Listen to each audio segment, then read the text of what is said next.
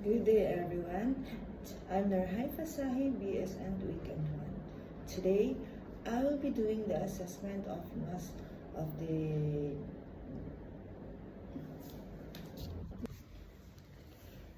I've already knocked the door and I'm gonna greet the patient.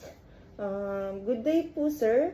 Ako po si Nurhai Fasahi, a first year student from the MC College Foundation. Today, I will perform the assessment of the male. And complete PPE na po ako. Sinisiguro ko po yung privacy nyo. At magpe-perform po ako ng high hygiene at magsisimula na po ako. May mga party po kayo ng katawan na hawakan ko po. Okay? Maraming salamat po. So, I've already did the hand hygiene and wore a gloves. So, sir,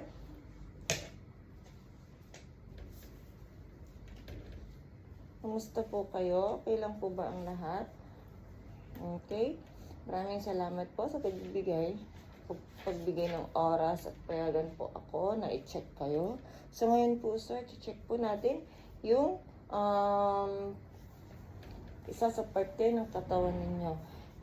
Now, I'm gonna inspect the penis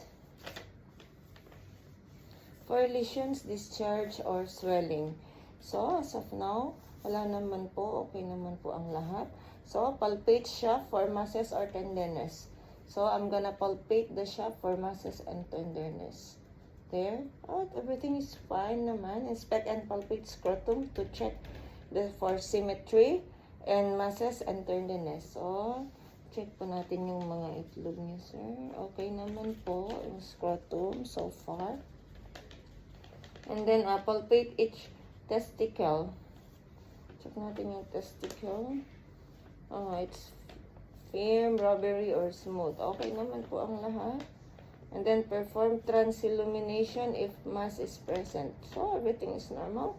Inspect inguinal area for hernia or bulges. Wala naman pong problema sa lahat.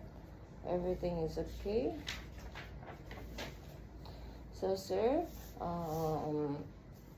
maraming salamat po sa oras nyo at maraming salamat po sa pagpunta dito. Tapos na po ang assessment ng genitalia, which is yung ari nyo po. Wala pong abnormalities na nakita. Anatomical structures are intact and function are within normal limits. Maraming salamat po, sir.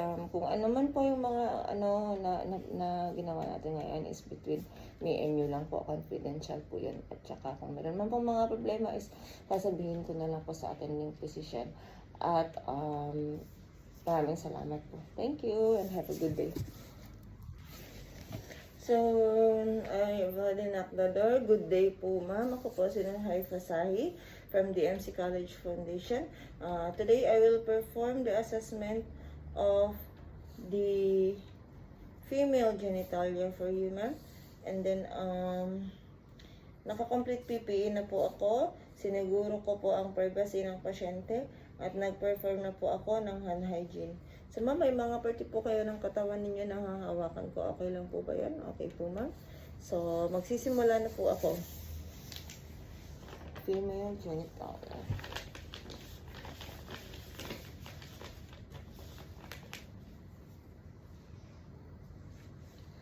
In the female genitalia, I'm gonna inspect the external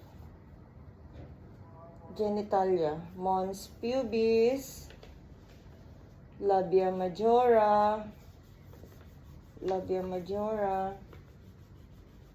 and labia minora. Labia majora is yung nasa taas and labia minora is yung nasa baba po. And clitoris, urethral opening, and vagina opening. So, I'm gonna check the inflammation and lesions, discharge, or masses. Everything is normal naman po. Wala naman po nakikitang abnormalities. Palpate the Bartholin's. I'm gonna palpate the Bartholin's glands and perineum. Okay. If needed, we need to perform speculum exam and bimanual palpation.